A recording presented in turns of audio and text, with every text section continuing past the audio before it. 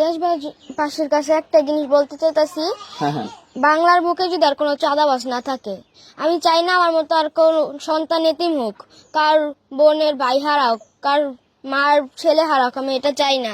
আমি এটা চাইতাছি যারা আমার বাবাকে হত্যা করছে তাদের ফাঁসি হোক। এরকম করার আর যদি কেউ সাহস না পায়, আমি শুধু এটাই চাই। বাংলাতে আর কোনো মার্ডার না হোক, আমি এটাই চাই। তো এই যে তোমার বাবাতে মানে কিসের জন্য চাঁদা চাইছিল তুমি জানো? আসলে আমার বাবা মানে ব্যবসা করতো, তো এখানে দেখতাছে যে ওরা ক্ষমতায় এসে বসে বিএনপি, এই ক্ষমতাটা ব্যবহার করে চাঁদা চাইতাছিল মাসে 2 লাখ টাকা করে। মাসে 2 লাখ টাকা চাঁদা চাইছিল তোমার বাবার কাছ থেকে? তো দর্শক চিন্তা করেন, একটা বাঙ্গারি বিজনেস করে, তো ওনার কাছ থেকে মাসিক 2 লক্ষ টাকা একটা দোকান থেকে চাঁদা দিতে হবে।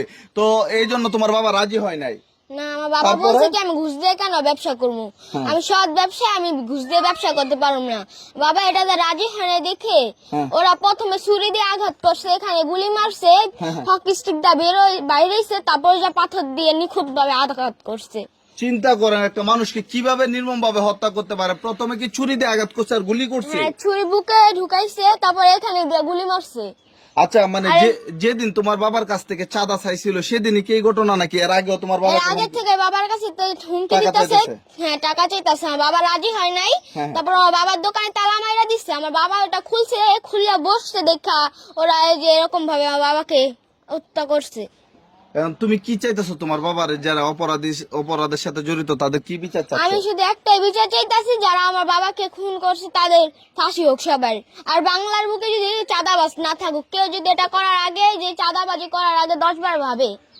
আমার বাবাকে যারা হত্যা করছে আমরা তাদের বিচার চাই, 1 সপ্তাহের মধ্যে যাতে তার বিচার হয়। এখানে সবকিছু গরম থাকবে, যতদিন মিডিয়া থাকবে ততদিনই সব, আর নতুন কোনো খবর আসবে তখনই ধামাচাপা হয়ে যাবে। সেজন্য আমরা চাই 1 সপ্তাহের মধ্যে যেন এর বিচার হয়।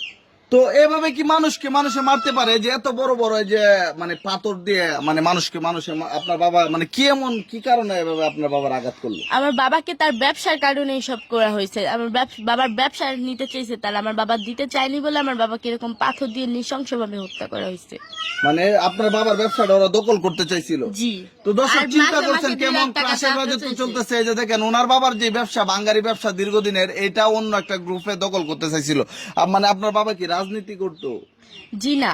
হ্যাঁ, আমার বাবা রাজনীতি করতো না। রাজনীতি করতো না? না, করতো না।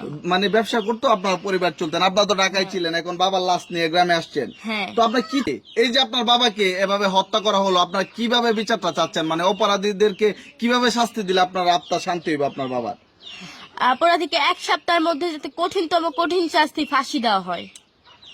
মানে দেরি করলে এটা অবহেলা হয়ে যাবে। হ্যাঁ, অবহেলা হয়ে যাবে, এখনই তো অবহেলা হচ্ছে। দর্শক দেখেন, এই যে এই 2টা সন্তান, এত সুখী পরিবার ছিল। এই যে সোহাগ, এই যে ওনার যে 2টা সন্তান দেখেন কত ফুটফুটে 2টি সন্তান, তাদেরকে নিয়ে কতই না স্বপ্ন দেখতো বাবা।